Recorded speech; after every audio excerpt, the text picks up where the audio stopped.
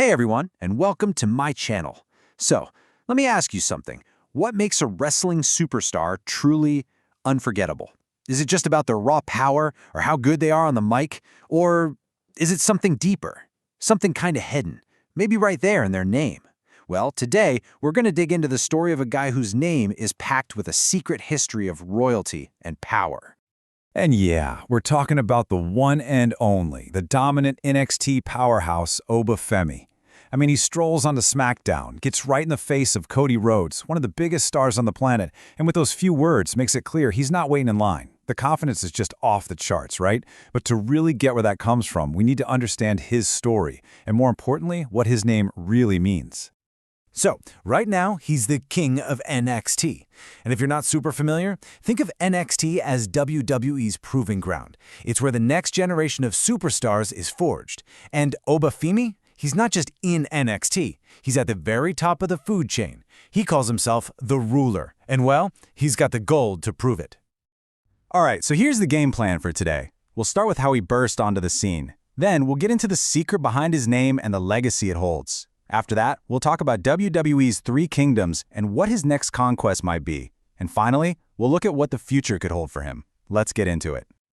Okay, so let's start with the man himself, because his journey to the top of NXT wasn't just quick. It was literally history-making. So who is Oba Femi? Well, his real name is Isaac Odugbesan, and he's from Nigeria. But check this out. Before wrestling, he was a legit track and field star. We're talking a champion shot putter in college for not one, but two huge schools, Middle Tennessee State and Alabama. That is some serious power. Naturally, WWE saw that and signed him to their Next in Line program, which is all about recruiting top-tier college athletes. And man, did he deliver. He won the 2023 NXT Breakout tournament, and get this, he's the very first person from that NIL program to ever win a title. That's a huge deal. Now, that athletic background is obviously super impressive, but honestly, the most interesting part of his whole story might actually be his name, because it's not just some random name someone in creative came up with. No. It's deeply connected to his heritage, and it's basically him telling us exactly what he plans to do. Yeah, so when you hear him call himself the ruler, that's not just a cool nickname, it's a translation. So what does the name Oba actually mean? Here it is. In the Yoruba language, spoken in Nigeria where he's from, Oba is the word for ruler or king. It's not just a word, it's a title given to actual monarchs in the region. So this whole time, he hasn't just been acting like a king, he's been calling himself one. By name, he is, quite literally, King Femi. And believe me, that title, it carries some serious weight. We're talking deep history and culture here. Being an Oba is way more than just sitting on a throne. See, in Nigerian tradition, an Oba isn't just some dude in charge. They're seen as almost divine, like a connection between the people and the gods. They're the ones who protect the culture, the history. They're the rock that holds everything and everyone together. They're the ultimate symbol of unity and strength for their people. It really boils down to these four key jobs, these pillars of their rule. They have to promote cohesion, bring everyone together, make peace, be the mediator when things get heated, settle disputes, be the final word, the judge, and reconcile, help people come back together. Now, stop and think about that for a second in the world of WWE. Isn't that what a true champion is supposed to do? Unify the locker room, settle things in the ring, and be the undisputed leader of their brand? The connection there is just, wow, it's kind of perfect. Okay, so if Oba Femi is a king, then WWE is his kingdom, right? To get what he's trying to do, we got to understand the map, the layout of this kingdom he wants to rule. So WWE has a ton of superstars, way too many for just one show. To handle that, they have what's called a brand split. Basically, they split the roster into three separate teams, or brands, each with its own TV show, its own champions, everything. And you can absolutely think of them as three competing kingdoms. And here they are. You've got Raw on Mondays and SmackDown on Fridays. Those are the big leagues, the main roster, where you see the biggest names in the business. Then, on Tuesdays, you have NXT.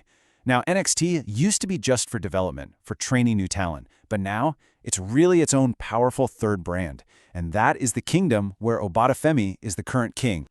All right, now that we have all that background, let's circle back to Oba Femi's actual story, because after he became king of NXT, he kind of vanished for a little bit.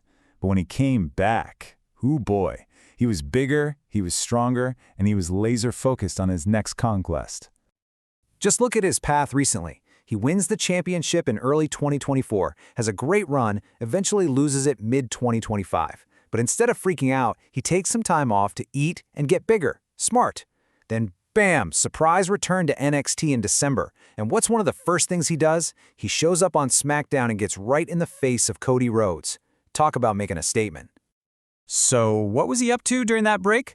This was no vacation, let me tell you. He said he was doing a huge bulking session, which is wrestler speak for I'm eating everything in sight and living in the gym. But it wasn't just physical, and this is the really important part. He went home to Nigeria. He spent time with his family, and he said he wanted to touch base with his roots, the same roots that give his name so much power. So he came back, physically bigger but also mentally stronger, ready to take back his throne in NXT as the real champion. And this quote right here, this is everything. He's not content just being a big, scary dude. He wants to completely change what it means to be a big man in wrestling. He's saying the new big man has to be smart, has to be a great talker, and has to be fast. He's trying to rewrite the playbook for an entire style of wrestler. That's some serious ambition. So, we've got the name, the history, the raw power, the ambition, all the pieces are there. Which leads to the big question.